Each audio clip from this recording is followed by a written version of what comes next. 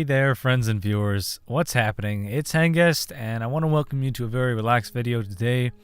This is just me going to be doing a post commentary on a first-person POV here on the public beta experience, I think it is, or public beta environment, PBE, whatever. It's a downloadable client where basically anybody can try out the upcoming patches here in League of Legends. I say first-person POV, I don't mean like first-person shooter game genre. I mean, this is recorded as I was playing it, so you get to see my keystrokes and my mouse movements and everything as if it were live. However, I am spectating it as a recorded video. So here you're going to notice right away, if you saw me shopping there, the UI in the upcoming patch is drastically different, all the way from the menu system and most importantly to the shop. The menu system has some really awkward colors in there, like this really bright lime green. They need to get rid of that. I'm certain it's not accidental, but certainly temporary. But take a look at this. I'm just browsing around. This is my first impression of the new store, and I noticed right away there are a lot of new items. Unfortunately, I don't know enough about the items in this video to give you my take on them and how they're going to change the game, but do bear in mind there are quite a few changes. Some serious changes, something as substantial as Vamp Scepter being a built item now and being significantly more expensive. I'm not going to get any more into the item changes because I want to dedicate a separate video to that.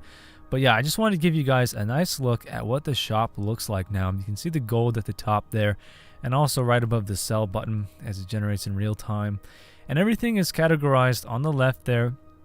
In that left column, you can click the categories and browse around. It's a lot more organized. It's very difficult in the, well, I wouldn't say very difficult, but it is difficult in the current client right now to browse around in a high-speed fashion. Once you get used to the new shop, you're going to notice right away that it's a huge improvement, even though it may be overwhelming at first and just look a lot different as it is more aesthetically appealing. You may not like it at first, but give it a little bit of time, and I think you're really going to catch on. As imagine being a beginner in League of Legends, you know, a noob, and trying to work your way around the current store. It's not very practical. It really does cater to the experienced player. So I'm a big fan of the changes they're making to the store. And also you can take note at the bottom here, bottom of the screen, that also the user interface has been changed. You can see the map is really tidied up there. Those 4 buttons there, which were previously 3, are no longer just kind of out of place at the bottom right corner of the screen. They're now nicely situated above that mini map. Everything's a lot easier to navigate. They did make it, as I said, more aesthetically appealing. I would even compare it to like StarCraft 2 almost. If you take a look at the art around your abilities, kind of reminds me of Protoss interface or something. Overall, I'm a pretty big fan of the changes they've made to the UI as well. You can see that the numbers are now indicating the hotkeys for your usable items, etc. Overall, just some relatively subtle but definitely noticeable, well, that's kind of an oxymoron, how shall I say, maybe small changes but very noticeable. I hope that makes sense. In a sense, just small changes to the game can really make you enjoy it or appreciate it a lot more from a visual standpoint. Those of you graphics artists out there know what I'm talking about. Slurring my words a little bit here. That happens when I get hyperactive and try to talk too fast, so I'll just chill out a little bit. The other big thing about this video is obviously my new Nidalee skin there. It's not my skin. That's the new default skin there. As many of you know, Nidalee is my favorite champion, or at least the champion I'm the best with. And I thought that her previous character model was pretty, well, it was rubbish. It was just very low res. The animations were very strange. Ever since I started playing Nidalee from, you know, Jesus, it's almost 2 years ago now. I just thought that the cat form walking animation and everything about it really was kind of just primitive. I don't mean that like as an insult. It's just let's just say as the new character model started coming out, as Riot began to revise the new ones and came out with new champions, the Nidalee one just got dated very quickly. And so they just redesigned it actually in the PBE, and this is what it looks like. I think it's definitely the most animated model so far in the game, as it is probably the most recent. What I mean by that is her movements just look more realistic than anything else. You can see they really tried to go for that wild woman kind of approach. She does look like she's from the jungle, and her movements, the way she walks around, is very cat-like as well. I think they did a great job of portraying Nidalee's persona in her new character model. And also you can see that it's a lot higher resolution. Her tattoos and her skin tone, her hair, everything about her is just a massive improvement. And as somebody who's played quite a bit of Nidalee, her animations are going to throw you off your game quite a bit your first time playing as the new skin or the new model, as it is just drastically different. Even, mostly what it will affect is your last hits. Just the way she throws her spear is different and kind of distracting to you, but you'll quickly acclimate yourself and perhaps even start playing better. Although I do want to point out, as you'll see me ding 6 relatively soon, that her cat movements, while far more animated and realistic, seem to be a bit slower to me. So if that is the case, you are going to definitely have to adjust to, namely, your pounces and the orientation of your champion as you're swiping.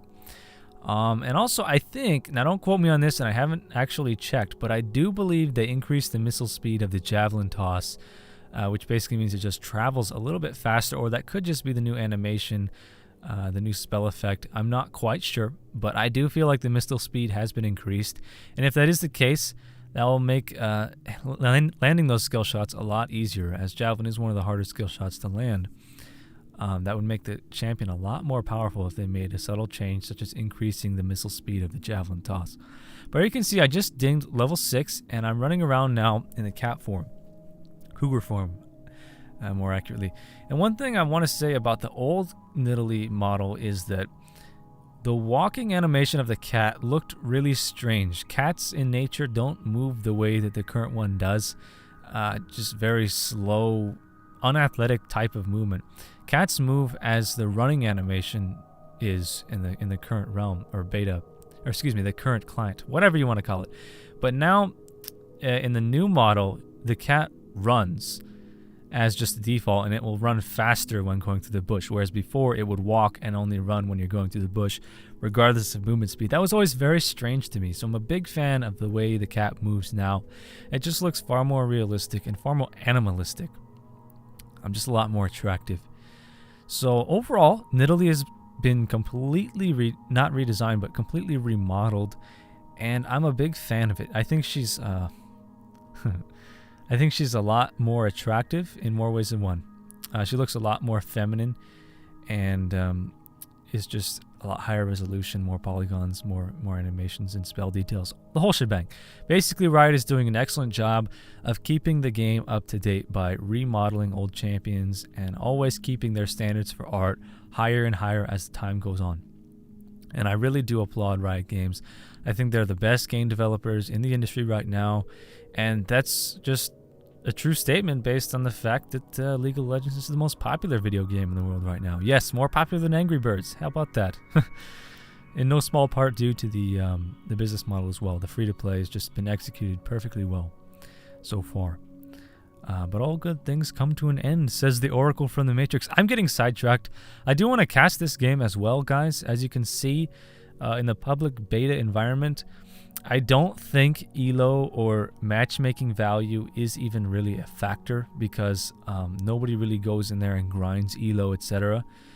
So I don't want to say that you automatically will get matchmaked against starting level players, but certainly it is completely random. In this match, my teammates were very new, and my opponents as well were kind of a mixture. Obviously, the Darius I'm laning against right now is a new player. He hasn't really been able to adjust to even just auto attacks from an AP build in Nidalee. I don't think he has a rune set either. So definitely take this early game dominance of mine with a grain of salt. As you can see, just got a killing blow there with a max distance javelin toss. However, with that said, and the fact that I'm going up against a lopsided opponent, this is a great Nidalee play on my part, in my opinion. Now, I've posted a couple Nidalee carry videos, and they're popular, which says something in that people either enjoy watching me play Nidalee, or I'm just, better than some of the people that do post on YouTube at playing Nidalee, so subsequently people follow.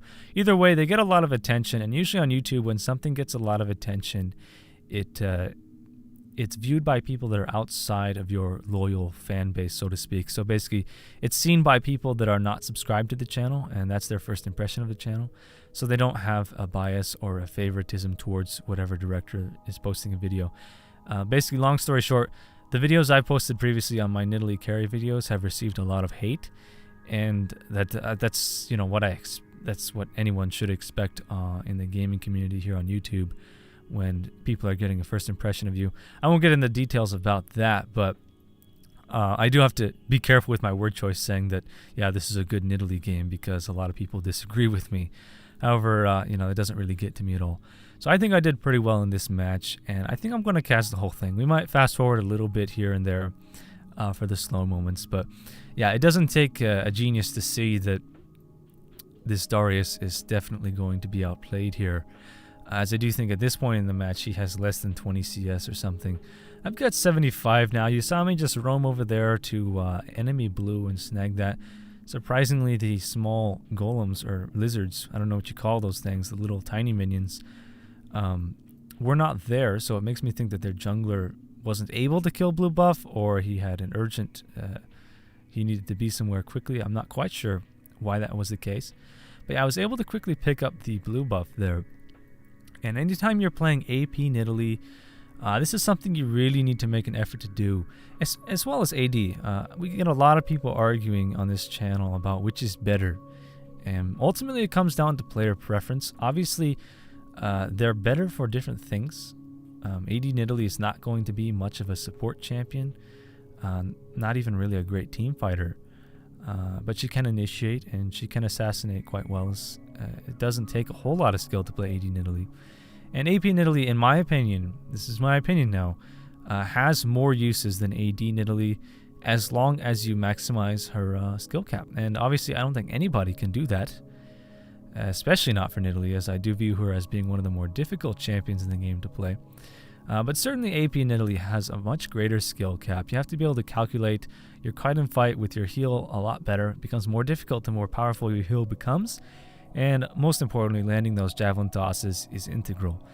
A player that lands, I would say the majority of his javelin tosses as AP Nidalee is just going to flat out deal a lot more damage than an AD Nidalee player. The only point there becomes which is better in terms of overall survivability and sustainability. And the answer is, if you have enough ability power, AP Nidalee has greater survival because she can heal herself far more effectively even though she has less HP. And then the only counter argument is, well, AD Nidalee has greater sustain and greater push because of lifesteal and overall her ability to last hit minions. And that's true. However, if you're able to grab blue buffs like I do in this match, the sustainability is not very comparable in a sense that they're very similar. So if you put 2 and 2 together, basically that means if you play AP Nidalee to the maximum, it's far stronger than AD. I've always believed that. That's what I've preached. And a lot of people argue with me, but hey, you're watching this video because you want to hear my opinion, and that's what I have to say about it. I think a lot of the high-end players would agree with me. I'm not claiming to be a high-end player, but I think it's pretty much mathematical certitude that that is the case. So I'm a big fan of AP Nidalee, and I do play AD. A lot of you guys ask me that. Why don't you play AD Nidalee? It's so much better. That's a matter of opinion, and it really depends on your lane opponent.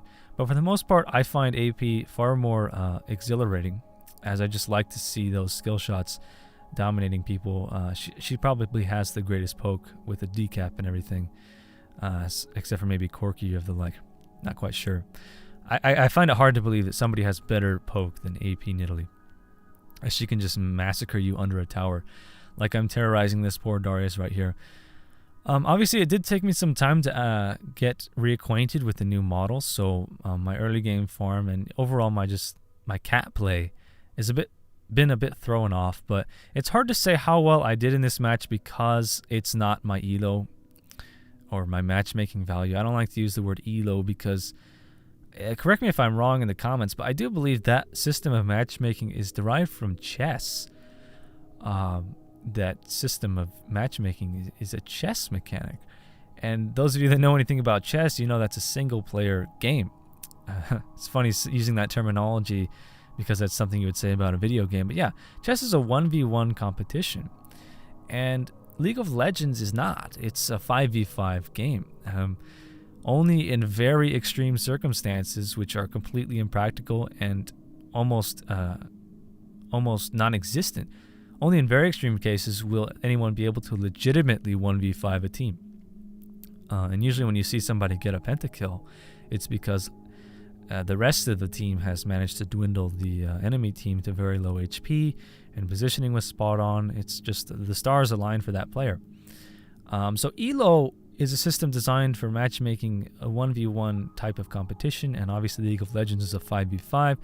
So I don't like to say that these people are not in my ELO. It's more they're not really in my matchmaking range, as I'm just more experienced than they are.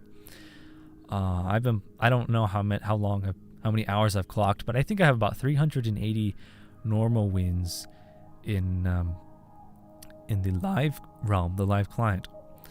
And I don't really play ranked at all. However, I have played ranked, and I've noticed at least wherever they tried to place me, the players were far less skilled than the players I come across in normal queue. So my philosophy is, when people ask me about it, is why don't you do solo queue ranked? Well, the answer is because I don't want to feel stressed. That's the biggest part of it. The other part is I'm not satisfied with my player skill to the point where I believe it's time for me to start doing that. It's almost like going to college, you know. Most people are conditioned to believe it's time to go to college as soon as you graduate high school, because that's just, you don't want to waste time, etc.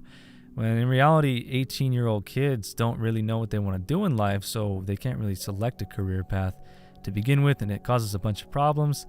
Basically, they don't have the life skills to know where they should be placed in the world. And I feel the same philosophy applies to something as simple as League of Legends. If you're not developed as a player, you simply should not apply yourself to rating statistics, because you don't know how good you're going to become. You don't want to prematurely be placed in a lower level than you otherwise would be had you given yourself more time to develop. That's kind of a stretch for those of you that are, listening to me thinking, wow, Hengest is just a video game.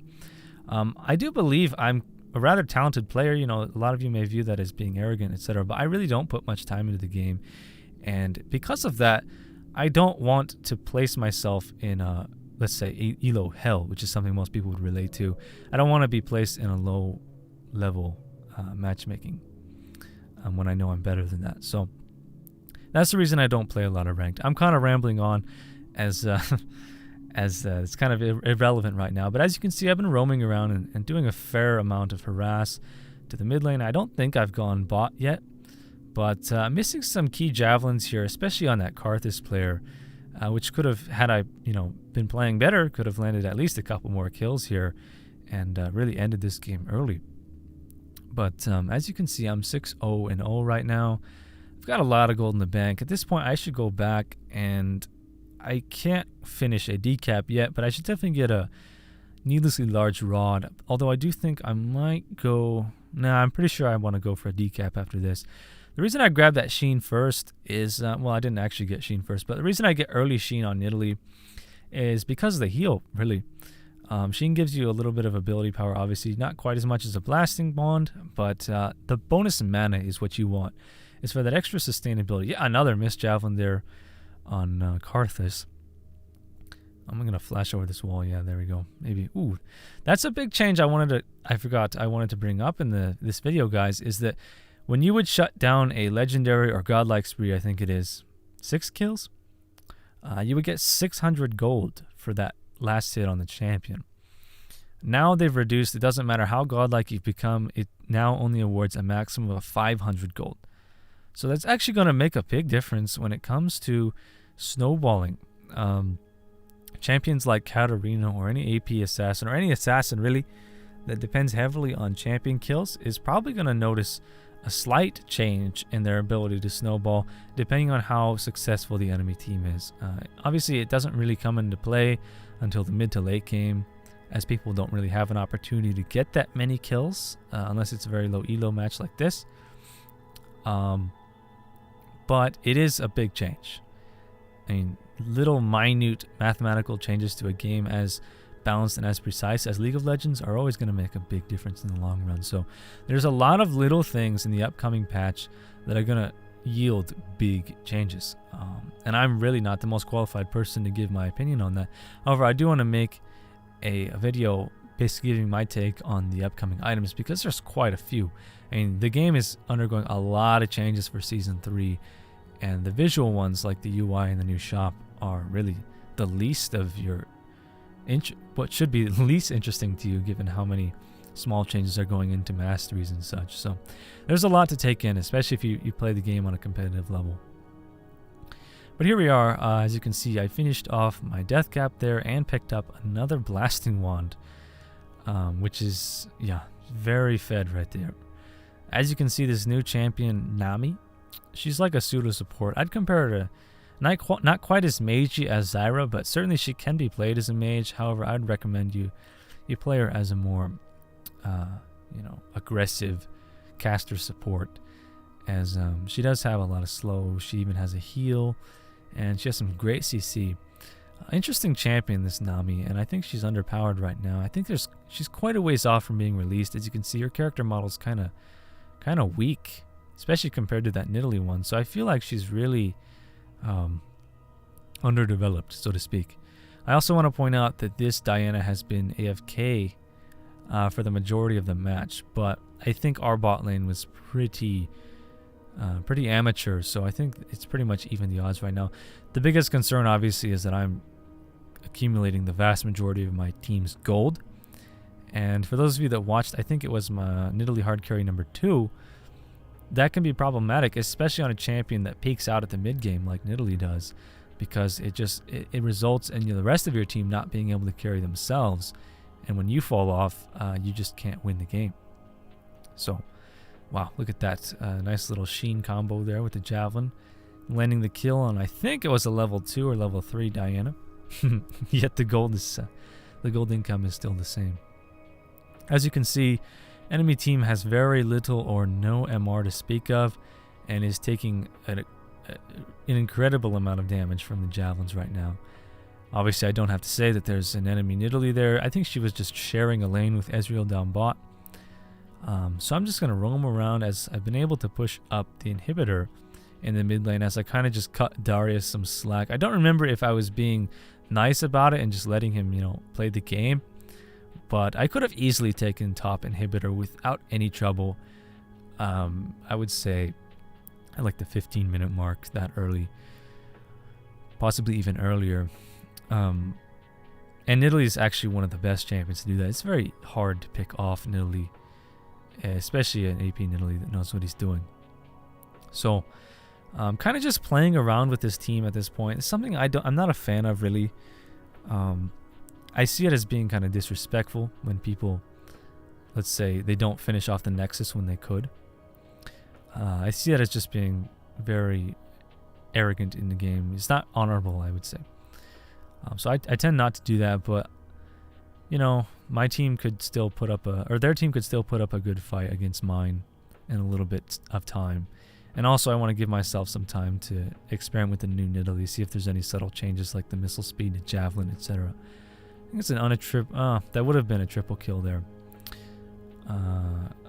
Yeah, I'm pretty much dominating their team. I wouldn't say 1v5ing, but pretty damn close, as I think I remember Singed being the only champion really on my team that was contributing a whole lot.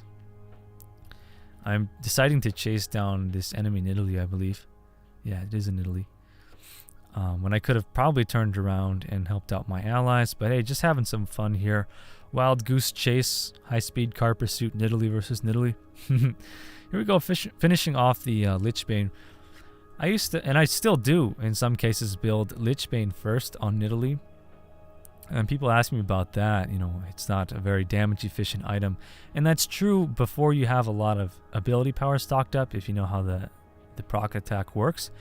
But Lichbane gives you bonus movement speed, which on Nidalee is extremely valuable and can mean the difference between winning and losing a fight, or surviving and dying, etc. Movement speed, especially on a champion like Nidalee, is instrumental. Plus you get that bonus sustain from the sheen in there as well. As you can see, they changed the spell detail there from the Lichbane. When it is now procced, it is no longer a yellow glow. It looks more like something out of Dragon Ball Z. It's a very bright turquoise blue type glow. and I'm actually a big fan of that. I did like the previous spell detail, but it looked similar to other effects in the game, kind of like how Sheen looks very similar to Blood Boil currently. So just kind of mixing it up, differentiating the spell effects there. Big fan of that change as well. In fact, a lot of the items' spell details have changed, I do believe, for Season 3. And it's overall just more particle effects, more colors, more graphical improvements. So big shout out to Riot Games for keeping the game new and fresh. I honestly give Riot a lot of compliments, so I'm going to go ahead and shut up now. I think this is going to be a good kill. Oh yeah, that's what happens. I don't mean to preach or anything, but a lot of Nidalee players, when they have a Sheen or a Lichbane, they don't realize how quickly you can auto attack after a spell, especially a Javelin. And what they do is they just kind of take it easy after they use a spell, and they don't really try to rush the next attack, when that can mean the difference between somebody getting out of range of your auto attack or not. So you can actually spam a right click on a target before the spell actually goes off and get that bonus Lichbane damage. So in that case where I killed that Nidalee, the auto attack with the Lichbane bonus actually hit before the Javelin, which is kind of a server leg discrepancy. So that's something to really master, is getting off that Lichbane attack as soon as possible, because it also helps with that internal cooldown on there slightly. It's really going to maximize your damage output at a higher level of play.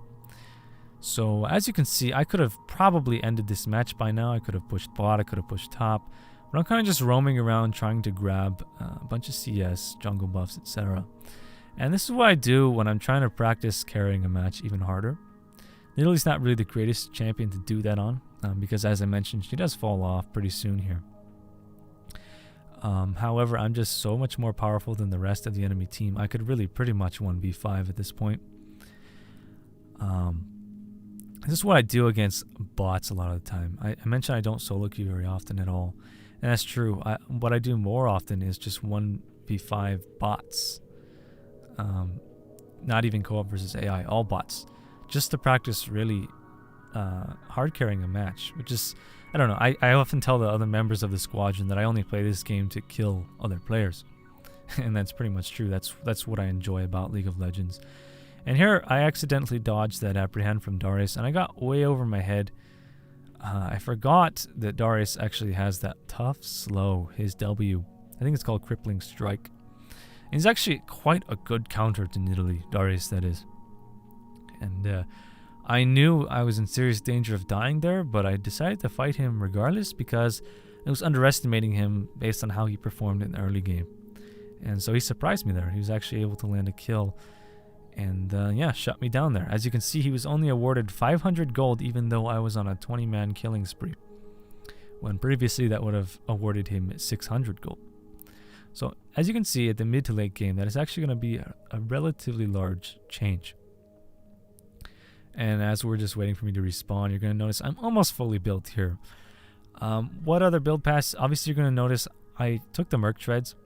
A lot of people have criticized me for taking the Magic Pen boots, which is something I do relatively often on Nidalee as well, just to maximize my Javelin damage. Saying that basically Merc Treads is mandatory for Nidalee. It really depends, in my opinion, on your lane partner. Obviously, Darius has that slow, but you really want to get Merc Treads against a team that is heavy on CC. Actually, this team that I'm facing is not very heavy on CC, so I could have gotten away with those Magic Pen boots, especially against the physical lane partner or lane opponent. But I wanted to play it safe. It's basically a little bit extra tenacity can really keep you on the move, especially against certain champions that rely heavily on stuns. And in most cases, you want to go Merc Treads on Nidalee. However, the rest of my build path, pretty much all in AP at this point. You're going to see I want to build a Rylai's next. Rylai's is it's a tankier mage item. It's something that mage tanks build quite often. However, it can be very good on Nidalee because of the pursuit, obviously. Some champions are faster than her when not running through bushes. Some are faster than her when running through bushes. And having that extra slow on your opponent is just going to make it all the more easier to chase them down. As you can see, Darius tried to go for another counter on me, but not going to happen this time, as I was just too high on HP, and that Giant's Belt also Gonna keep me in the game. At this point, instead of pushing down more inhibitors, which there are now 3 up, I decided to go for more kills. A pretty selfish thing to do. I wouldn't say disrespectful, as I'm kind of just having fun here on the public beta, but a little bit redundant. So I could see you guys watching the videos getting frustrated, like, oh, Hengest, just end the match already. And honestly, I'm just enjoying watching the new Nidalee move around and the new Lichbane spell detail and everything. And also, there's a lot of changes to absorb. Even just looking at the, the spell rank there in the UI right in the center bottom, where it tells you what rank the spell are, that's new enough for me to just want to keep watching this replay. Obviously, I haven't done a whole lot of exploring the shop, as there are new items, and it's certainly something I should be testing while on here. But in this match, I just want to play it straight-laced, a traditional AP Nid build, and just show them what I got, so to speak. So I've shaken off all the rust that I would have otherwise had from dealing with a new character model, and I'm pretty much got my game face on right now. Looking to end it pretty soon here, as I'm now in enemy base with almost full build. I could go back, finish off my Rylai's, maybe start my Void Staff, but I could easily end the game right now. It's just gonna be a matter of landing skill shots. That Nami levitate thing there just totally threw me off, ruined my skill shot there. Here at this point, Sin's just getting really cocky. I believe he communicated to me saying, "Ready, Nid? Let's go. Let's end this." I'm like, well, okay, it's a good combo, but 2v5 is not very easy to do, and especially once the enemy team starts catching on to my kite and fight tactics. Yet again, Darius prematurely using his ulti there, not enough damage to take me down. Although at this point in the match, he's, like I said, a great counter to Nidalee, and I gotta start watching myself. Well, I don't even think Ezreal had his camera on his champion. He was just clicking across the map. Didn't realize he got clotheslined there by Nidalee burst. And yet again, instead of ending the game, I want to do some more scouting. I say there can only be one. Scouting the bushes left and right, finally see him, and a nice little max range javelin on him for the kill. That was quite a bit of damage there. I don't think he has any MR either. So yeah, definitely I need to go back. I do believe I do after getting this blue buff. And as you can see, it's not, you can't really boast about a great game, going 25, 1 and 2 if you're really out of your skill range. I mean, this is part of what I really dislike about the League community is Smurfs, people that just go in and dominate low-level matches. It's really harmful to the community, I feel like. But obviously, this is accidental. I'm not ranked on the PBE or anything. I don't even think I played any matches at all, so it's really just unfortunate that happened. But I suppose I could have gone easier on them. It's just not really my style. And there I tried to choose between the Guinsoo's and the Void Staff.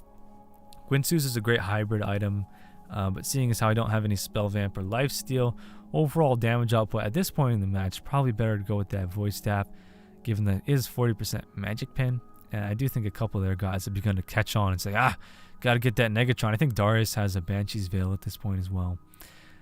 So yeah, at the end game, Void Staff is actually one of the better damage investments, depending on the enemy team's builds. In many cases, that it could be the top damage dealer, depending obviously on how much MR they're rocking. So here we go. Check this out. Land a far range javelin, and look at that. So much ability power that the DOT from the trap accidentally finished off Carlos there. I didn't even mean to kill him. But yeah, don't underestimate how much damage the trap does for Nidalee, especially not when you're this fit. Placing down those traps whenever off cooldown can deal tons of damage to enemy players. So nice little clothesline there with the scoop shot under the well for the winning killing blow. I was gonna say KB, but I meant to say killing blow. Anyways, I hope you guys enjoyed watching this video. I hope you enjoy the new changes to the League aesthetics as much as I do, as I'm a big fan. And let me know what you think in the comments below. Thanks for watching, and I'll see you in the next video. Have a good one. Bye-bye.